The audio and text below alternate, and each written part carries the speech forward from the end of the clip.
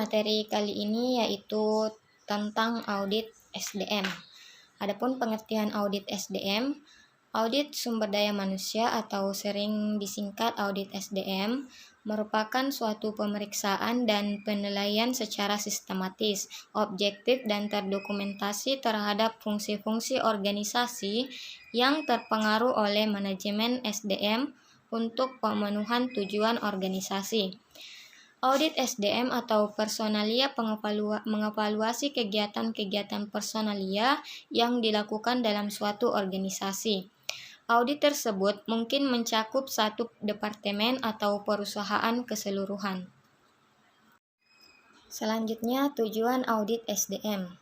Tujuan audit SDM yaitu untuk mengendalikan kegiatan organisasi melalui fungsi pemeriksaan dan penilaian terhadap permasalahan organisasi agar sasaran fungsional dan tujuan organisasi tercapai. Audit SDM yang dimaksud sebagai quality control check secara menyeluruh atas aktivitas-aktivitas pengelolaan SDM di suatu perusahaan atau salah satu unit kerjanya untuk mendapatkan gambaran sejauh mana dukungan aktivitas-aktivitas tersebut pada pelaksanaan strategi organisasi. Dengan 3 aspek utama sebagai berikut, yaitu yang pertama, pelaksanaan fungsi-fungsi HRD, HRM, dan HRIS.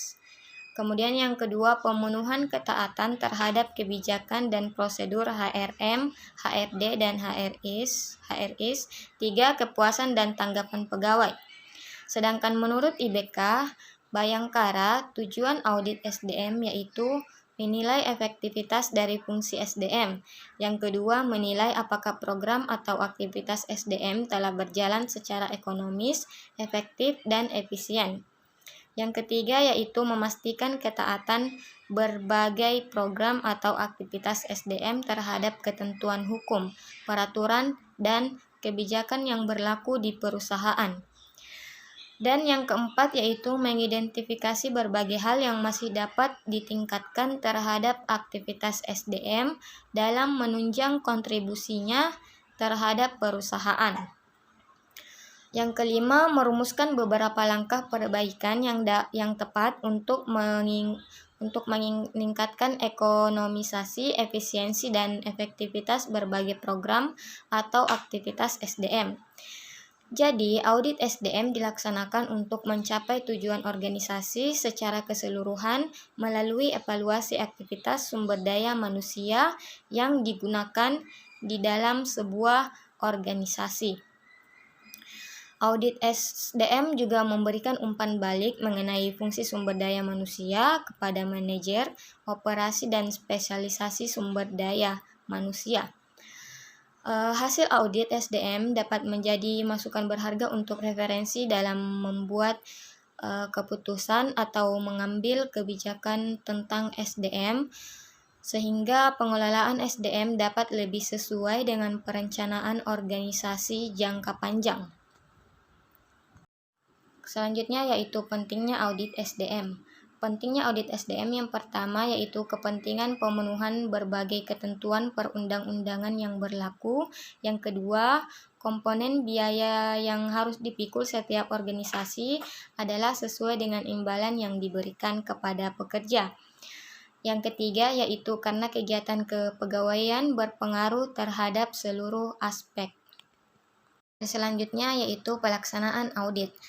Pelaksanaan audit yang pertama, audit SDM dapat dilakukan oleh auditor internal yang secara formal telah dibentuk dalam suatu perusahaan untuk melakukan audit pada seluruh fungsi organisasi. Yang kedua yaitu audit SDM dilakukan oleh manajer SDM atau spesialis SDM yang ditunjukkan untuk melakukan audit dengan pendekatan self-assessment. Yang ketiga, audit SDM dilakukan oleh tenaga spesialis SDM senior terhadap fungsi-fungsi non-SDM. Yang keempat, audit SDM dapat dilakukan oleh tenaga ahli manajemen SDM dari luar perusahaan atas persetujuan pimpinan perusahaan. Selanjutnya, informasi yang bisa diperoleh dari audit SDM. Informasi yang bisa diperoleh dari audit SDM yaitu yang pertama, informasi mengenai ketidaktaatan atau penyimpangan terhadap asas regulasi pengelolaan. Yang kedua yaitu informasi mengenai adanya potensi masalah yang bisa terrealisasi menjadi masalah bila gejala-gejala yang ada tidak ditindaklanjuti. Yang ketiga yaitu informasi adanya kebijakan SDM yang kurang tepat untuk menghadapi iklim ketenagakerjaan aktual maupun menghadapi tantangan bisnis masa depan. Selanjutnya yaitu sistem informasi SDM. Sistem informasi SDM adalah suatu hubungan antara teknologi informasi dan juga ilmu manajemen sumber daya manusia. Dengan menggunakan sistem informasi SDM, bisa mengelola absensi secara online dan payroll dalam bentuk yang lebih rapi serta terorganisir. Sistem informasi SDM atau biasa lebih kita kenal dengan sistem HRS adalah merupakan beragam aktivitas untuk mengelola administrasi HR menggunakan teknologi. Dalam hal ini menggunakan software atau aplikasi seperti Talenta sehingga membuat aktivitas HR diproses secara lebih efisien. Materi selanjutnya yaitu manfaat sistem informasi SDM. Manfaat sistem informasi SDM yang pertama yaitu meningkatkan efisiensi, yang kedua manajemen data, yang ketiga meningkatkan produktivitas. Manfaat sistem informasi sumber daya manusia pada hakikatnya adalah mempercepat dan mempermudah fungsi Departemen Sumber Daya Manusia di dalam melakukan kegiatannya atau dalam memberikan pelayanan kepada departemen yang lain tentang masalah ketenagakerjaan. Selanjutnya yaitu fungsi sistem informasi SDM. Fungsi sistem informasi SDM yang pertama yaitu perekrutan dan penerimaan SDM, recruiting and hiring. Yang kedua, pendidikan dan pelatihan, learning and training. Yang ketiga, manajemen data. Dan yang keempat, pemutusan hubungan kerja dan administrasi. Tunjangan dalam sistem informasi sumber daya manusia atau SISDM mempunyai dua tujuan utama dalam organisasi, antara lain meningkatkan efisiensi di mana data karyawan dan aktivitas sumber daya manusia digabungkan menjadi satu agar supaya lebih strategis dan berhubungan dengan perencanaan sumber daya manusia. Ditinjau dari manfaatnya, sistem informasi sumber daya manusia mempunyai manfaat dalam organisasi, yaitu otomatis dalam sistem penggajian dan aktivitas tunjangan. Dengan sistem informasi sumber daya manusia, catatan waktu karyawan dimasukkan dalam sistem, dan pengurangan yang sesuai dan penyesuaian karyawan lainnya akan tercermin dalam pengecekan gaji terakhir. Materi selanjutnya yaitu model sistem informasi SDM. Pemodelan sistem informasi memiliki pengertian di mana suatu sistem informasi perusahaan yang berbentuk software diubah menjadi dokumentasi yang dilakukan oleh seorang sistem analisis. Yang pertama yaitu subsistem atau SIA, sistem informasi akuntansi. Subsistem ini akan menyediakan data terkait akuntansi untuk HRIS, sehingga akan ada basis data yang terdiri dari informasi lengkap terkait sumber daya manusia, baik itu yang berhubungan dengan finansial ataupun non-finansial. Kemudian yang kedua, subsistem penilaian sumber daya manusia. Di dalamnya akan menghimpun data terkait proyek penelitian tertentu seperti penelitian suksesi, analisis, evaluasi, jabatan, serta penelitian keluhan karyawan.